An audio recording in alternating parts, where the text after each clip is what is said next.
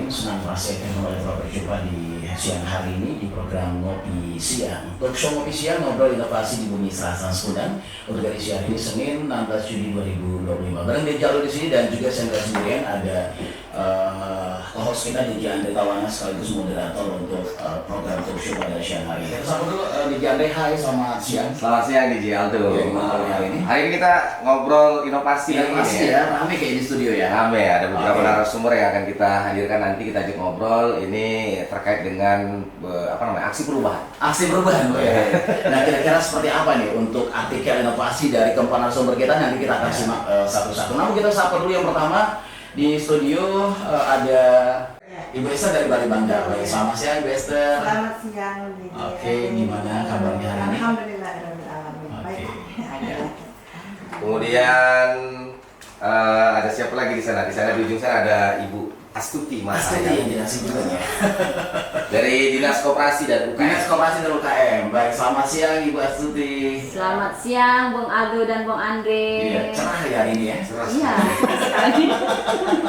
Kemudian di samping lagi di jalan Ada Ibu Agustina Darmayanti. Iya. Dari Perkim ya? Iya. Oh, oke ya. Selamat siang Ibu. Selamat siang DJ Aldo, selamat Iya. siang DJ Andre. Ya betul, tanpa juga di belakang yang didampingi dari Bali Bangga dari tidak asing ya. Ya, ulang pelatihan kemarin ya. Baru selesai pelatihan, istilah kalau di kabinet merah putih itu baru melakukan apa di jalan? Retret Retret ya? apa? Retret ya? Retret. Nah, mereka juga baru retret, tapi bukan di Bukan di Magelang. Administrator. Administrator ya, Administrator. untuk mengimplementasikan pengetahuan dan juga keterampilan ini di Aldo. Kami implementasikan di perangkat daerah sesuai dengan tusi masing-masing. Nah, saya ini sebagai Kepala Bidang Inovasi di Bali Bangga. Ini Bali Bangga ini kan sebagai badan yang mengkoordinasikan perangkat daerah dan stakeholder lainnya. Iya. Terkait dengan dia pengambilan keputusan berdasarkan kebijakan berbasis bukti gitu. Hasil penelitian, hasil kajian itu harus menjadi rekomendasi pemerintah daerah dalam mengambil keputusan gitu. Kita sebagai ASN khususnya, jadi dilakukan pendidikan kepemimpinan administrator. Jadi bagaimana cara mengembangkan ide, bakat, kemudian inovasi-inovasi seperti yang disampaikan oleh Bu Esther tadi. Kebetulan saya di sini sesuai dengan saya, karena saya di bidang Perkim perumahan dan kawasan permukiman serta pertanahan ya. Jadi kebetulan yang saya sorot di sini adalah program penyediaan dan rehabilitasi serta relokasi perumahan dan permukiman rawan bencana melalui akselerasi dan kerjasama stakeholder di Dinas Perumahan Rakyat dan Kawasan Permukiman serta Pertanahan Kabupaten Muara Enim. Ya, menurut Mbak Tutik sendiri yang sudah dilakukan Mbak Tutik selama diklat kemarin, kemudian apa yang melatar belakangi sampai keluar ambung apa tuh? Ambung Emak. Ambung Emak. Boleh sedikit cerita Mbak terkait dengan aksi perubahannya? Oke, baiklah, terima kasih DJ Andre, DJ Aldo. Terkait dengan hasil PKA ya, kalau biasanya PKA ya? PKA mungkin lebih singkat kali, kepanjangan kalau ini. Jadi PKA kemarin itu memang di situ kita belajar melatih menjadi memimpin, bagaimana menjadi seorang pemimpin. Di situ kita dijadikan sebagai leader, jadi leader dalam suatu proyek seperti itu. Terkait dengan Ambung Emak ya, salah satu berinisiatif untuk Ambung Emak ini, di mana dalam suatu pemberdayaan pengembangan UMKM ini kita sekarang di era globalisasi, di era digitalisasi, sehingga kita harus menyesuaikan diri dengan perkembangan zaman seperti itu. Terus sesuai sejalan dengan PP nomor 7 tahun 2021 itu pemberian kemudahan dalam koperasi dan UMKM.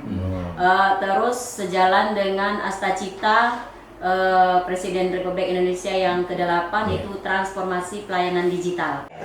Iya ya, sebetulnya tujuan saya nantinya, terutama nih proyek perubahannya ini adalah bagaimana masyarakat Muara Enim ini bisa memiliki rumah yang layak. Karena layak menurut kita belum tentu layak menurut orang. Ya, itu sudah apalagi pasti. kalau kayak Bu Esther kan layak belum tentu layak bagi saya. Betul. Nah, jadi sebenarnya kemarin juga saya sudah ini ngobrol banyak dengan kepala dinas ya. Yeah. Jadi dukungan penuh itu sebetulnya dari beliau. Jadi beliau itu yang mengarahkan saya, coba ini deh yang kita angkat. Karena ini sebenarnya rumah ini berapa banyak kepala daerah yang bisa naik gara-gara ngurusin soal rumah. Iya. Iya kan, kayak Ganjar Pranowo, Benar. kemudian yang salah satu sampelnya. Jadi kemarin saya juga sudah ketemu juga dengan Ibu Wabu, Ibu Sumarni.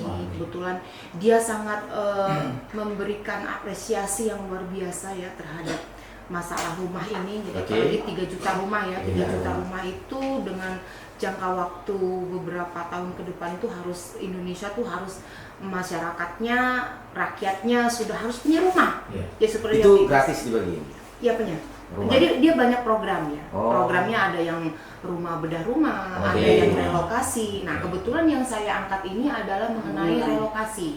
Relokasi itu kan kita Muara Enim ini dari mulai daerah Semendo sampai dengan Muara Blida banyak sekali critical area yang mereka menghuni di situ yang sebetulnya itu tidak boleh lagi. Kan kebayang nggak kalau seandainya kena longsor, banjir, iya bantaran sungai, kemudian lereng, bukit, kemudian daerah bantaran kereta api, sebetulnya itu mereka harus dibebaskan dari situ dan itu dijadikan milik aset milik negara, jadi BMN ya, badan milik barang milik negara dan tidak boleh menjadi daerah sarana ruang terbuka hijau. Menyangkut rancangan aksi perubahan yang sudah saya buat.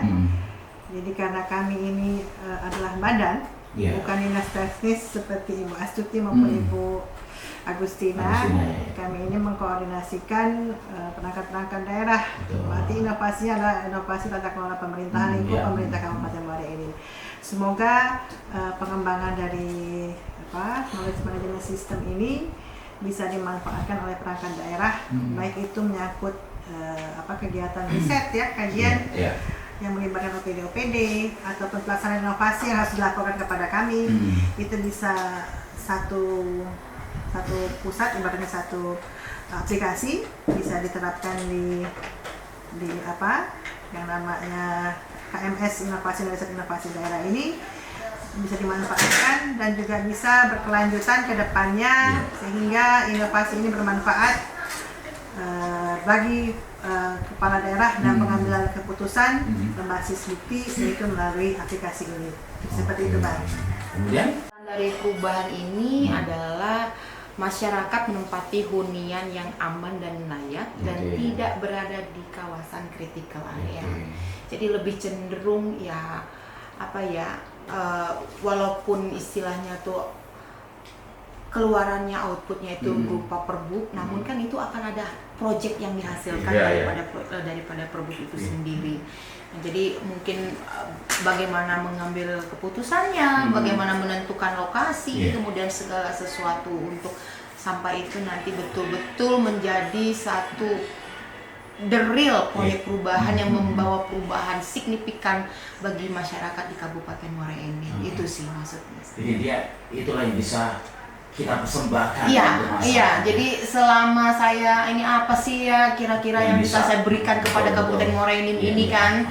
Jadi saya sudah 23 tahun di Muara Enim ini. Kemudian ya kira-kira apalah yang bisa saya berikan. Apa yang bisa ditinggalkan ya nanti kan saya meninggalkan apa ini. Oh iya ternyata dulu saya pernah di sini. Jadi dengan program begitu Semendo sampai Muara Blido, aku ado. Nah, seperti itu sebenarnya. Jadi ada kebanggaan. Betul, yang tidak bisa diukur dengan apapun gitu maksud saya.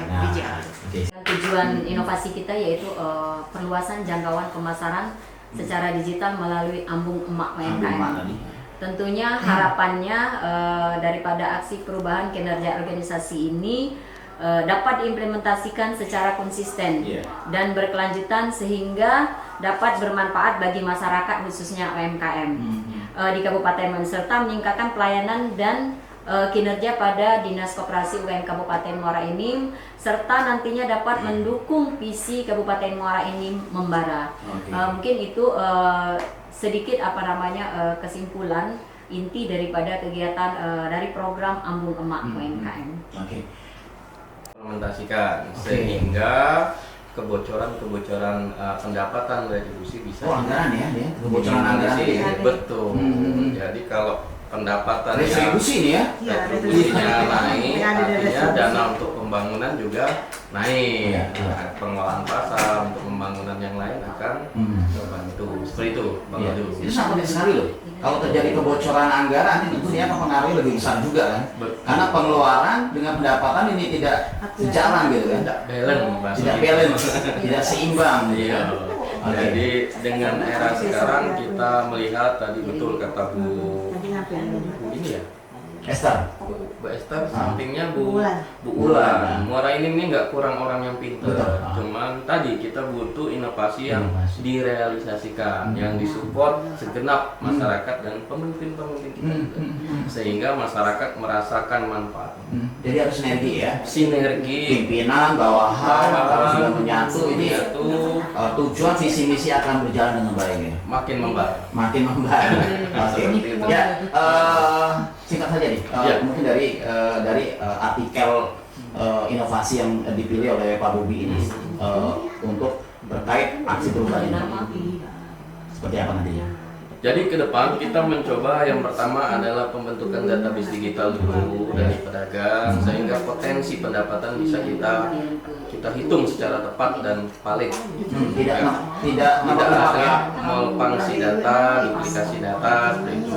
Yang kedua, dengan data yang valid, data yang terintegrasi secara digital, kita bisa menghitung potensi berapa sih pendapatan yang harusnya kita dapatkan. Radio Suara Muara Enim, serasa